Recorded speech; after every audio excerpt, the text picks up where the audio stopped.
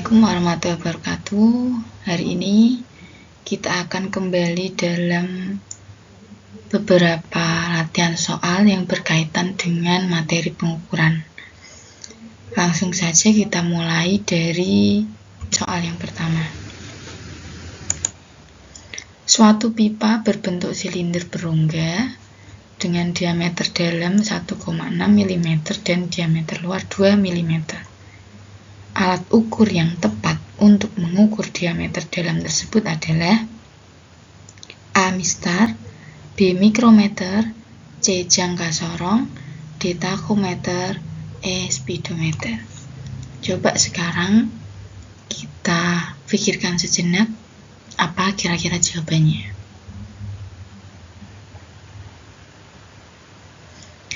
Ya, jawaban yang paling tepat yaitu jangka sorong.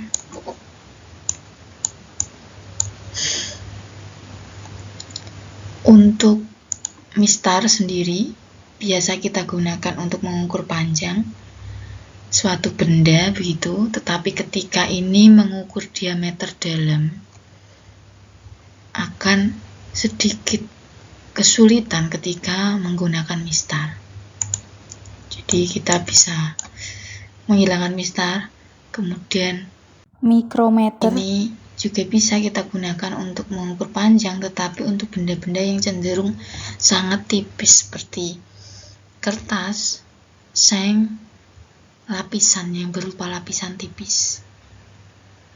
Kemudian untuk takometer ini merupakan alat yang digunakan untuk mengukur rotasi per menit atau perputaran per menit.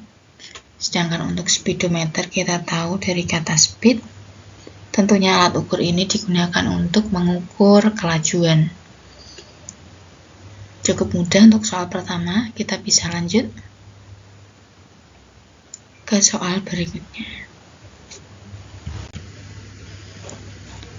Kelompok besaran berikut yang hanya memuat besaran turunan adalah A. Panjang masa waktu, B. Kecepatan-percepatan usaha, C. Suhu massa volume, D. Momentum kecepatan jumlah zat, E. Kuat arus listrik panjang massa.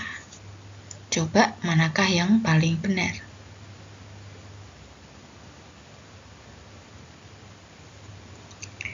Ya, yang paling benar yaitu kita coba lihat satu persatu. Jadi di sini kalimat yang menjadi keywordnya yaitu besaran turunan. Kita tahu bahwa besaran pokok itu ada 7, artinya selain 7 itu merupakan besaran turunan. Kita coba lihat dari yang opsi A. Besaran pokok ada panjang, massa, waktu, suhu, kuat arus, jumlah zat, dan intensitas cahaya. Ada 7. Coba kita lihat. Untuk yang A, panjang masa waktu. Jadi ini tentunya adalah besaran pokok. Kemudian untuk yang E, kuat arus listrik panjang masa. Panjang masa kuat arus listrik. Nah, ini juga besaran pokok. Kemudian yang D, ada momentum kecepatan jumlah zat. Mana yang pokok? Pokok momentum turunan, benar. Kemudian kecepatan, benar, turunan. Tapi ada jumlah zat, nah ini merupakan besaran pokok, jadi bukan.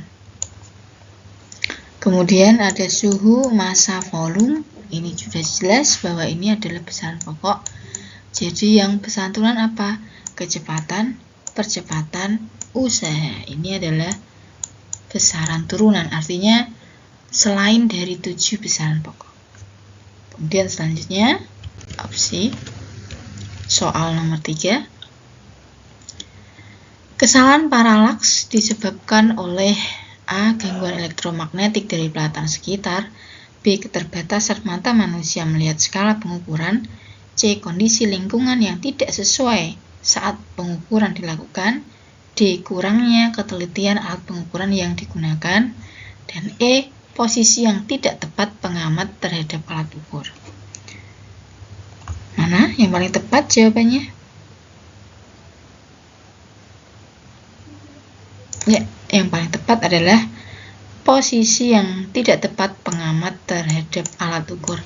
Jadi di sini keywordnya adalah kesalahan paralaks. Ini adalah kesalahan-kesalahan yang membuat ketidakpastian pengukuran. Salah satunya yaitu kesalahan sistematis yang di dalamnya ada kesalahan paralaks. Apa itu kesalahan paralaks? Kesalahan paralaks terjadi ketika ada jarum antara jarum penunjuk dengan garis-garis skala dan posisi mata pengamat tidak tegak lurus terhadap jarum. Jadi ketika kita melihat 5 opsi ini, tentunya penyebab kesalahan paralaks yaitu posisi yang tidak tepat pengamat terhadap alat ukur. Ini yang membuat akhirnya posisi mata tidak tegak lurus dengan jarum penunjuk, sehingga nantinya akan timbul yang namanya ketidakpastian pengukuran. Cukup mudah juga.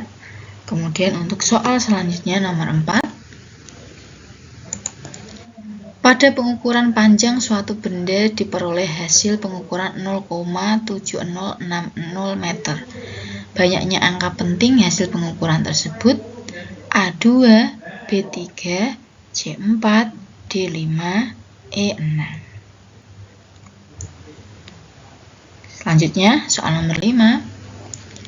Membandingkan nilai besaran yang diukur dengan besaran sejenis yang ditetapkan sebagai satuan disebut A. Pengukuran, B. Interpretasi, C. Ketidakpastian, D. Kesalahan, E. Mengobservasi. Silahkan untuk soal nomor 4 dan nomor 5 bisa kalian pikirkan sebentar, kemudian bisa menjawabnya di kolom komentar. Berikan alasan kenapa kalian memilih opsi tersebut. Saya rasa cukup mudah 5 soal ini. Semoga bermanfaat dalam berlatih soal berkaitan dengan materi pengukuran. Sekian, Assalamualaikum warahmatullahi wabarakatuh.